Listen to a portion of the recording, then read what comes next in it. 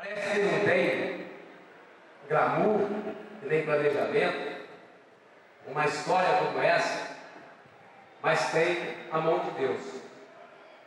Jaqueline tem sido uma vice-governadora extraordinária, parceira, leal, fiel, trabalhadora, competente, dedicada, tem energia. E a gente se entende muito porque nós somos muito animados. Ela tem mais fome do que eu, mas somos animados no trabalho, para a gente fazer as coisas, para realizar. Continuo nesta praça, olhando para o rio, imaginando os barcos, ouvindo os prantos, vendo lágrimas se transformando em força. Pessoas sem suas casas, seus familiares, sua terra. Vejo mães sem filhos, vejo histórias apagadas e me vejo. Vejo-me também coragem, luta, resistência, ressignificação. Eu me vejo porque o meu povo vive de lutas diárias. Estamos no meio de todos e muitos insistem em não nos ver. Porém, a luta pela inclusão nunca cessou ao longo do século XX. Rejeitamos viver a própria sorte e caminhamos diariamente na conquista de nosso lugar por direito.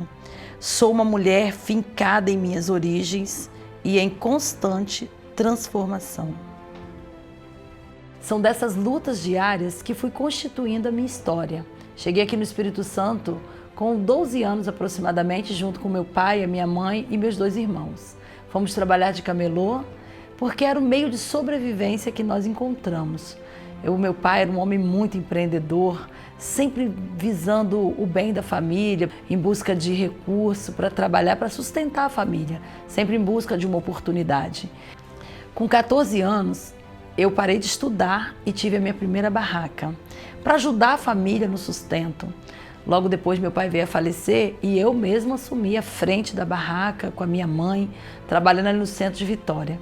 Foi ali, trabalhando no centro, que eu tive a oportunidade de carregar também um pouco disso do meu pai, que era esse empreendedorismo, essa força nordestino que veio em busca de novas oportunidades, mas também da minha mãe, uma mulher sensata, que sempre tem a positividade e a esperança como a sua válvula mestre, o seu alvo. Então, nessa base familiar, eu fiquei ali na barraca por mais de 15 anos. E ali eu comecei a me incomodar com a forma que o poder público olhava para os ambulantes. É interessante que quando chegou um grupo de estudantes na minha barraca para falar de marginalização do trabalho informal, eu me espantei porque eu nunca me vi marginal. Eu sempre me vi como uma pessoa trabalhadora e via os meus colegas ali como pessoas trabalhadoras que não tiveram oportunidades. Então, quando eles me explicaram que tinha uma lei do microempreendedor individual sendo discutida no Congresso Nacional e que a gente podia falar do MEI, e aí eu fui entender e ganhar essa consciência política. Tive a oportunidade de ir com esses estudantes lá na faculdade, apresentar esse projeto. E quando eu cheguei lá, uma professora mudou o rumo da minha história. Essa professora olhou para mim e disse assim: "Nossa, menina, você fala tão bem, por que você não faz direito?" E eu falei para ela: "Não posso, só tenho a 5ª série do ensino fundamental incompleta." Ela me fez olhar para aqueles alunos e disse: "Quem disse que você não pode? Todos aqui serão advogados. E nenhum deles é melhor do que você. Você pode sim, volta a estudar." Aquela professora, ela plantou uma semente no meu coração que eu carreguei para a vida. Saí dali e fui procurar uma EJA, Ensino de Jovens e Adultos. E foi na EJA que eu comecei a estudar da 5ª à 8ª. Depois fui para a EJA novamente terminar o ensino médio. E quase 10 anos depois, aproximadamente 10 anos depois, eu tive a oportunidade de honrar essa professora, me formando bacharel em Direito, já eleita vice-governadora. As coisas não foram tão fáceis, tivemos muitas dificuldades, porque estudar trabalhando, levar minha filha pela manhã para a escola todos os dias, não era fácil. Mas como uma mulher que foi mãe solo, que tinha uma filha que precisava do meu atendimento, do meu carinho e precisava dos meus cuidados, eu sabia que eu precisava trabalhar para sustentar a minha família. Então essa professora mudou o rumo dessa minha história e eu honro essa professora com o meu diploma de bacharel em Direito. a minha mente abriu para a política de uma forma que eu comecei a me incomodar ainda mais. Cheguei no meu bairro Operário, tinha 36 ruas, só uma pavimentada. E ali eu formei a Associação de Moradores, onde vários moradores se reuniram para conseguir buscar melhorias para o bairro. Nós tivemos uma reunião com o prefeito e o prefeito falou: vamos mandar alguns projetos para Brasília. E aí alguns projetos serão selecionados. E nós começamos então na luta para que o nosso projeto fosse selecionado. E Bairro Operário então recebeu 12.800.000 do PAC, Programa de Aceleração do Crescimento. Pavimentou várias ruas, construiu uma praça e 120 unidades habitacionais para tirar as famílias ribeirinhas que ficavam à margem do Rio Formate. Tudo isso foram lutas quando eu estava na Associação de Moradores como presidente da associação. Eu fiquei muito honrada o dia que eu recebi um convite do então deputado federal Renato Casagrande, me convidando para uma prestação de contas do seu mandato de deputado federal. E eu fui. Chegando lá, como eu aprendi naquela prestação de contas. Eu aprendi que a organização da comunidade, a participação popular, fazia toda a diferença numa sociedade. Então eu fui presidente do conselho de escola e me incomodava com os problemas que tínhamos na escola, me incomodava com os problemas do bairro. Eu acho que os incômodos e as indignações faz com que a gente transforme tudo isso numa pauta, numa bandeira. E foi isso que aconteceu comigo. Essas dificuldades foram me impulsionando e a política, aos poucos, foi me capturando. Meu trabalho comunitário, ele fez com que as pessoas compreendessem que a luta coletiva faz a diferença. Eu tive a oportunidade, em 2012, de me eleger vereadora na cidade de Cariacica, com a comunidade reconhecendo esse trabalho que havia sido desenvolvido. Eu fui a 6ª vereadora mais votada. Tive a oportunidade na Câmara de ocupar a vice-presidência da mesa e ser presidente da Comissão de Educação, Saúde e Assistência Social. São comissões que tinham tudo a ver com a minha história. Então, ali na Câmara, eu também me incomodei com algo. Assim como me incomodei no Camelô, me incomodei na Associação de Moradores, me incomodei na Câmara, mas foi uma luta diferente. Foi a voz das mulheres. Eu percebia que a voz das mulheres, elas não eram muito compreendidas pelos pares. Então, eu sempre ocupava a tribuna da Câmara para falar, para colocar as minhas ideias de política, aquilo que eu acredito na política. E uma das coisas que eu fiz, que foi bastante inovador aqui na cidade, foi criar um gabinete móvel. Porque eu andava nas ruas, na campanha, e ouvia das pessoas: vocês políticos ganham e somem, vocês desaparecem.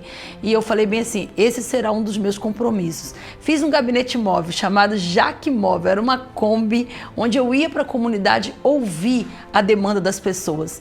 É interessante que ali apareciam várias demandas, demandas que são da alçada de um vereador e demandas que não são. Aparecia pedido de desde cimento, dentadura até emprego. Mas eu usava esse momento para educar as pessoas e reeducar a sociedade do papel real do vereador. O vereador, ele é para fiscalizar, ele é para propor os projetos, para cuidar do dinheiro da cidade, para buscar recurso com os deputados federais, com os deputados estaduais, senadores. Então, eu usava esse tempo para isso. O mandato ativo que eu tive foi um mandato marcante na minha vida, porque a Câmara realmente é uma escola para que a gente possa inserir na política. E a luta pela presença das mulheres, pela ocupação do lugar de fala das mulheres continuou. Eu decidi então não ser candidata à reeleição porque queria aprender um pouco mais sobre a pauta das mulheres. Fui para o partido do meu coração, que é o PSB. Nesse partido, eu tive a oportunidade de me formar em várias áreas. Tratar o feminismo como de fato ele é, direito por igualdade de oportunidades. Então eu comecei a entender mais, aprender. Como nós somos eternos aprendizes, de fato eu aprendi muito. Então eu comecei a questionar por que as mulheres se colocam na política, nas eleições principalmente, só para cumprir uma cota. A cota era muito importante, mas era para de fato ocupar o lugar de fala. E eu fiz isso. Em 2018, fui convidada pelo então governador Renato Casagrande para ser a primeira mulher vice-governadora na história do Espírito Santo. Isso fez toda a diferença na minha vida e na vida de todas as mulheres, porque ele me convidou para ser a voz das mulheres no centro do poder do Estado do Espírito Santo. Isso para mim foi muito significativo, mas mais ainda, foi representativo e eu percebi que representatividade importa e importa muito. Fizemos um trabalho incrível com as mulheres, criando um programa chamado Agenda Mulher Empreendedora, com foco em muitas coisas que foram da minha vivência, mas na formação, na qualificação profissional, na luta por direito das mulheres, no empoderamento digital. Tudo isso nós conseguimos fazer em pouco tempo de trabalho, mas com muita eficiência. Estando eleita vice-governadora, tem uma história interessante. Eu fui até o gabinete do governador no outro dia depois das eleições e disse: vambora, eu sou a vice-governadora e não quero ser uma vice-governadora de enfeite. E ele me chamou numa sala, Renato Casagrande falou assim: Jaqueline, queria te fazer 2 pedidos. O primeiro, que você não mudasse quem você é. Você é da base, você é uma mulher que luta, tem lutas diárias. Continua sendo quem você é. E a outra coisa, volta a estudar. E quando ele falou aquilo, eu ouvi a palavra como de um pai. Então, eu voltei a estudar. Voltar a estudar em 2019, estando vice-governadora, foi uma situação até inusitada. Um dia o professor me perguntou: Jaqueline, como é ser vice-governadora e estar com os alunos? Eu achei interessante uma historinha. Estávamos num trabalho em grupo e um aluno falou assim: o que é nota promissória? Ah, meu filho, eu já sabia o que era nota promissória, porque eu já tinha pago muitas notas promissórias na época do camelô. E ali poder aprender e ensinar ao mesmo tempo, eu vi realmente que era algo fascinante. Em 2020 me formei bacharel em Direito, dando esse orgulho para minha família, para minha mãe, mas também para aquela professora que disse: você pode ir aonde o seu sonho alcança. Por falar em sonho, eu gostaria de compartilhar 2 sentimentos que muito me inspiraram na minha trajetória. E está aqui no meu livro que eu quero fazer uma referência. Assim, caminhamos para descobrir pelo que Deus é apaixonado. Ele é apaixonado pelo mundo e por justiça. Seu amor pelo mundo fez com que Cristo se encarnasse e viesse habitar entre os homens. A igreja, as pessoas, é o seu plano e não há um substituto. Quando ela agir nessas circunstâncias, modificando a vida das pessoas, tirando-as da miserabilidade, elas verão o corpo de Cristo se revelar e conseguirão crer que Ele é bom. Através da minha fé, eu posso afirmar que Deus é apaixonado por liderança que se espelha em Cristo e que tem a prática da justiça para mudar a vida das pessoas.